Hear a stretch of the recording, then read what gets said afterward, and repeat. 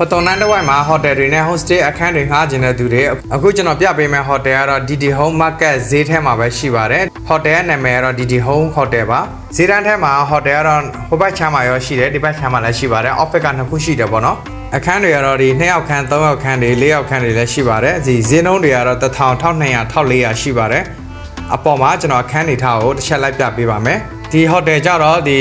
hotel ကတော့ဒီဈေးတွေနဲ့လည်းနီးတယ်ပြီးတော့စားတောက်ဆိုင်တွေမြန်မာသမင်းဆိုင်တွေလည်းရှိတယ်အောက်မှာပေါ့နော်ဒီအထည်ဈေးတန်းတွေနဲ့လည်းနီးပါတယ်ပြီးရင်သူကဒီ DD Home Market နဲ့ဆိုတော့တွဲထားတာပေါ့နော်ဒါကတစ်ထည့်ရတူးသေးပါအခန်းတွေထားတော့ဒီ2ယောက်ခန်းကိုကတင်တစ်လုံးငယ်ကတင်တစ်လုံးနဲ့ကတင်နှလုံးခန်းတွေကိုရွေးလို့ယူလို့ရပါတယ်အခန်းကတော့ကျယ်ပါတယ်ဒီမှာထိုင်ကုန်တွေလည်းရှိတယ်ပြီးရင်ရေခဲတစ်တာနေနဲ့ဗီဒီ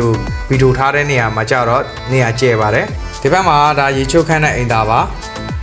အပြင်ဘက်မှာကြတော့ဒီညဘက်ဆိုရင်လေငင်းခံလို့ရတယ်အောက်မှာဆိုရင်လည်းဈေးတန်းတွေရှိပါတယ်ပေါ့နော်ဒီမှာညဈေးတန်းတွေရှိတယ်ပြီးရင်ဒီမှာစားတောက်ဆိုင်တွေလည်းများပါတယ်ဈေးနဲ့လည်းနီးတယ်ပေါ့နော်ပြီးရင်အောက်ဘက်မှာကြတော့မြန်မာသမင်းဆိုင်တွေလည်းရှိတယ်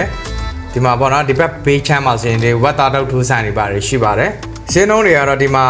ငှားတဲ့ဈေးနှုန်းနဲ့ကျွန်တော်စီမှာငှားတဲ့ဈေးနှုန်းအတူတူပါပဲကျွန်တော်တို့ဒီမှာဟိုတယ်နဲ့လာချိတ်ထားတာပေါ့နော်မြန်မာနိုင်ငံနဲ့ပြီးတော့မြန်မာနိုင်ငံလာလည်မဲ့သူတွေပြီးနိုင်ငံခြားကနေပြီးတော့လာလည်မဲ့သူတွေဆိုရင်တော့ကျွန်တော်တို့ဒီဟိုတယ် booking စာရွက်ထုတ်ပေးပါတယ်